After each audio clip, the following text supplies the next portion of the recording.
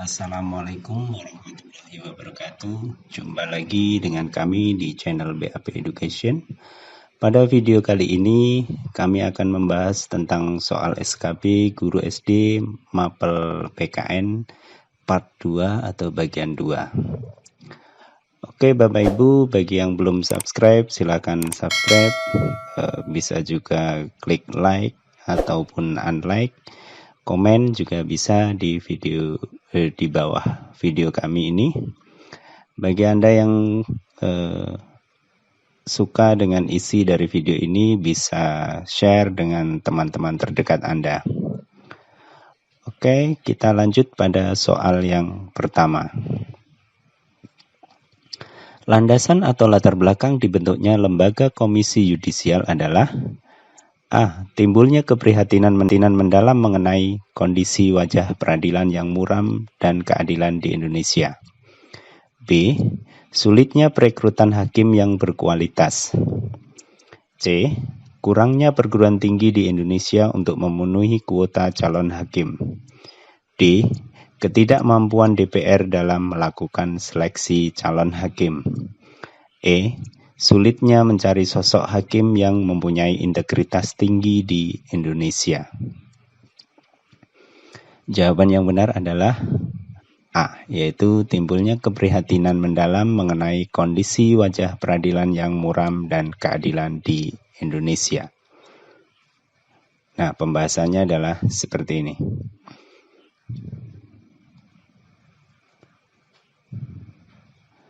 Oke, lanjut untuk soal yang kedua.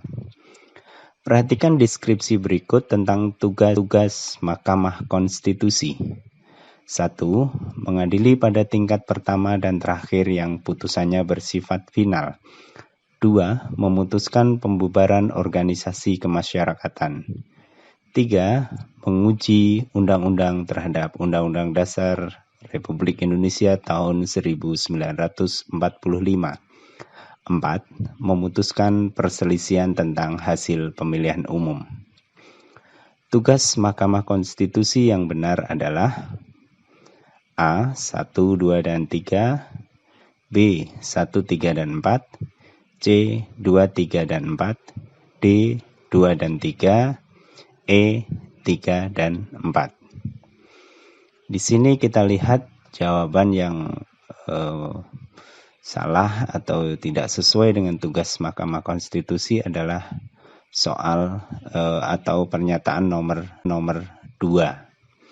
Jadi di sini yang benar adalah B, yaitu 1, 3, dan 4. Nah, ini adalah tugas dari Mahkamah Konstitusi.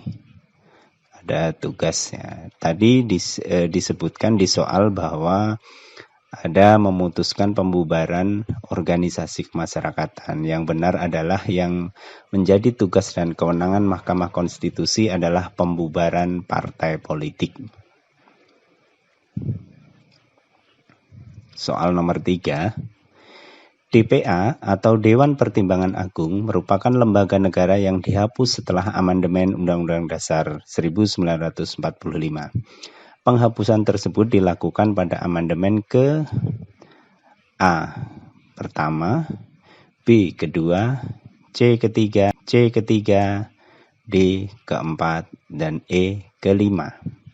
Di antara pilihan ini yang kemungkinan tidak ada adalah E, yaitu kelima, karena amandemennya hanya sampai ke 4. Jawaban yang benar adalah D, yaitu ke-4. Nah, ini adalah potongan dari bab 4 Undang-Undang Dasar 45. Di sini terlihat ada bintangnya 4, berarti itu adalah amandemen ke-4 tentang pembubaran Dewan atau penghapusan lembaga Dewan Pertimbangan Agung. Soal yang keempat. Dalam amandemen, ketentuan tentang presiden terpilih terdapat dalam pasal A. Pasal 6, B. A. Pasal 5, B. Pasal 6, C. Pasal 6A, D. Pasal 6B, dan E. Pasal 6C. Jawaban yang benar adalah C, yaitu pasal 6A.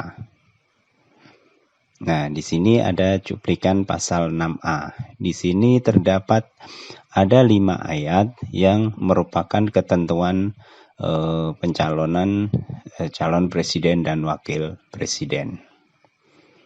Bisa kita lihat, bisa Anda baca ulang di Undang-Undang Dasar 45 yang terdapat di pasal 6A. Soal yang kelima. Presiden dapat diusulkan pemberhentian dalam masa jabatannya oleh MPR atas usul DPR jika melanggar hal sebagai berikut kecuali A. Berkhianat kepada negara, B. Melakukan tindak pidana korupsi, C. Melakukan penyuapan, D. Melakukan tindak pidana berat dan perbuatan tercela, dan E. Melanggar kode etik bernegara. Di sini soalnya adalah kecuali, jadi jawaban yang benar adalah E, yaitu melanggar kode etik bernegara. Di sini melanggar kode etik tidak ada dalam persyaratan pemberhentian masa jabatan presiden di dalam Undang-Undang Dasar 1945. Penjelasannya adalah ini di pasal 7A, ada ketentuan tentang pemberhentian presiden pada masa jabatannya oleh MPR atas usulan Dewan Perwakilan Rakyat atau DPR. Bisa Anda baca lagi di pasal 7A. Lanjut soal nomor 6. Lembaga negara yang mempunyai kewenangan membahas bersama DPR dalam hal perimbangan keuangan pusat dan daerah adalah A. MPR, B. KY atau Komisi Yudisial, C. BPK, D. Menko Perekonomian, dan E adalah DPD. Jawaban yang benar adalah E, yaitu DPD. DPD atau Dewan Perwakilan Daerah.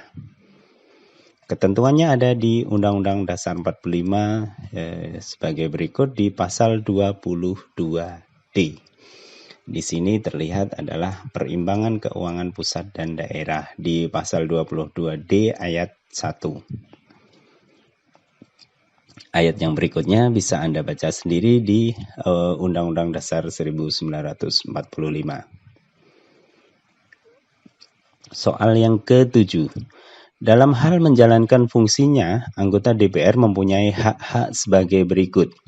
A. Hak interpelasi, budget, dan menyatakan pendapat. B. Hak imunitas, hak angket, dan hak menyatakan pendapat. C. Hak interpelasi, hak angket, dan hak menyatakan pendapat. D. Hak interpelasi, hak angket, dan hak memperoleh kesejahteraan. E. Hak interpelasi, hak imunitas, dan hak. Di sini yang perlu kita garis bawahi adalah hak DPR berdasarkan fungsinya, ya. Nah, ini jawaban yang benar adalah C, yaitu hak interpelasi, hak angket, dan hak menyatakan pendapat. Hak imunitas ini juga hak DPR, tapi tidak berdasarkan fungsinya. Nah, di sini terdapat ketentuannya di pasal 20A ayat 2. Dalam melaksanakan fungsinya, DPR itu mempunyai hak interpelasi, angket, dan menyatakan pendapat. Lanjut, soal nomor 8. Untuk menjalankan undang-undang, Presiden perlu menetapkan peraturan pemerintah. Ketentuan tersebut terdapat dalam pasal A. 4 ayat 1, B. 4 ayat 2, 4 ayat 2, C. 5 ayat 1, D. 5 ayat 2, dan E. 6 ayat 1. Ini jawaban yang benar adalah D, yaitu pasal 5 ayat 2.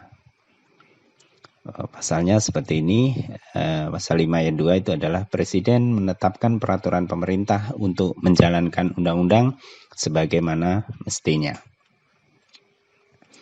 Soal yang ke-9. Dalam hal kegentingan negara yang memaksa, Presiden mempunyai wewenang untuk menetapkan A. Perpres, B.